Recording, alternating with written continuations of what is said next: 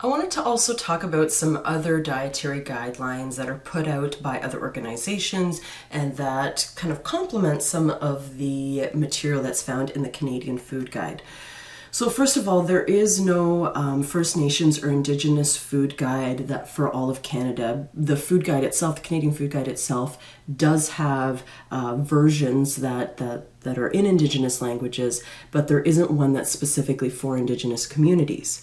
However, the BC First Nations Health Authority has released a document that offers some guidelines for a First Nations population. So I like the recommendations because, again, they don't just focus on food, although in the next slide you'll see that there are specific food recommendations, but a lot of the recommendations here, they're more about our relationship with food. So for instance, make the community healthier by working together to change the nutrition environment, so more of a community-based perspective. They also recommend increasing the use of traditional foods by protecting our lands and by developing these cultural practices that were, very common in more traditional Indigenous communities. And we're actually going to look at in Chapter 7, when we talk about protein, we're going to talk about how some of these traditional foods, in particular game meats, actually have a really high protein content, and their protein quality is higher than some of the foods found in a more modern diet.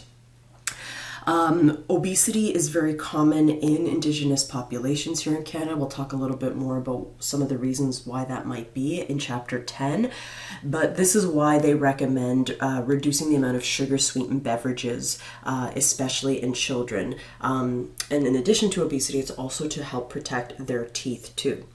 Increase the intake of fruits and vegetables, serve healthier foods in reasonable proportions, and I love the last recommendations, increase the number of community gardens. And again, the focus on more community as opposed to just like what to eat. Although, like I said, there are recommendations about what to eat, and quite honestly, the plate looks a lot similar in this recommendation to what we'd find in the Canadian Food Guide. So about 25% to a third of the food is protein, but they talk here about like fish and wild meat and seafood, things that might be more common in a traditional Indigenous diet and in a modern traditional diet as well. Okay. Here they recommend starch. They don't actually talk about whole foods. I would recommend whole foods in addition to that. I like whole food that can be rich sources of starch too. And they recommend 2 kinds of vegetables and finishing off the meal with a serving of fruit as well. The dietary guidelines for Americans, I'll be honest with you, they're not my favorite. They are very influenced by industry, but you can look into some of the specifics that they do recommend. But as far as their basic guidelines, they do tend to line up with what we see in the Canadian Food Guide as well. Okay, so focus on variety, nutrient density, and the amount. There's more of a focus in these new guidelines about like not eating too much, because as we know, just like here in Canada, obesity is a major health issue in the United States as well. Okay, so that's, again, limit calories from added sugars, saturated fats, and sodium. Remember, that's similar to the Canadian recommendation. Shift to healthier food and beverage choices. That's not very specific, but what I'd assume they would mean is to lower the amount of sugar-sweetened beverages and to consume more water, and support healthy eating patterns for all. That is extremely vague. One of my favorite food guides to talk about is the Brazilian Food Guide, because they were the first to start focusing more on how we eat instead of just what to eat. And quite honestly, as we go through this list, you'll notice that a lot of these recommendations are actually now found in the Canadian Food Guide. And the Brazilian Food Guide actually influenced some of the content of the 2019 version of the Canadian Food Guide. So here are some of the recommendations. It's a huge document, but if you pull it out, here are some of the main recommendations that we see. Okay, so use whole foods. Again, we see that in the Canadian Food Guide. Minimally processed foods, freshly prepared dishes. So again, more of the group 1 and group 2 foods. Limits the use of oils, fat, sugar, and salt. And remember, we saw something very similar in the Canadian Food Guide. Limit the consumption of processed foods, group 3.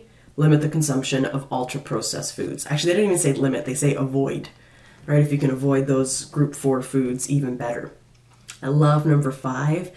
Eat regular meals, so don't just go hungry and skip meals, mindfully, paying attention. and in appropriate environments. So ideally not while we're eating or distracting or doing other things, but where we can give food proper time and space. Okay, and eat in company whenever possible. Again, that's promoting social health and maybe helping us slow down a little bit while we're eating. Number 6, when you shop for foods, try to shop at better places. So ideally we're not doing all our grocery shopping at like 7-Eleven or the convenience store, but ideally a place where it has a lot of fresh foods. They also have a focus on cooking skills, which again, Canadian Food Guide now has that in there as well. Practice and enjoy our food skills and cooking skills so we know what's going into our food and we can prepare foods that we like and that are healthier for us.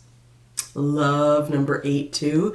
Plan your meal times to give eating proper time and space. So many of us live in just this busy lifestyle where we're rushing from this thing to the other. Chances are, you're even watching this video while you're chomping on some food just because you had to eat something. What they recommend is making sure that when we eat, we're not just doing it mindlessly and while we're doing other things, but we give food the proper time and space so we develop a better relationship with that food and eating. Okay? When dining out, choose better places. You know what I'm talking about. Those places that actually prepare their food fresh, that they don't have a lot of processed foods, that serve in healthier portions, those kind of places. And just like we see in the Canadian Food Guide, be critical of food advertisements and marketing. Read those nutrition labels. As we're going to talk about, food manufacturers are really good at convincing us to eat things, but we got to be wise about what they're selling us and to make sure that we're making choices that are in line with our values and that are in line with healthy nutrition practices. So, this is not a comprehensive list of all dietary recommendations, but I wanted to give you a few different options to contrast the Canadian Food Guide with, so you can see how these nutritional recommendations differ between different places, but also some of the fundamentals that we see in all of these. Whole foods, lots of plants. Be careful when you're shopping for the types of decisions you're making. Eat mindfully. Give eating proper time and space, eat with other people. These are things that we see in a lot of these different food guides, and they're going to be kind of the foundations of building a healthy diet and a healthy relationship with food.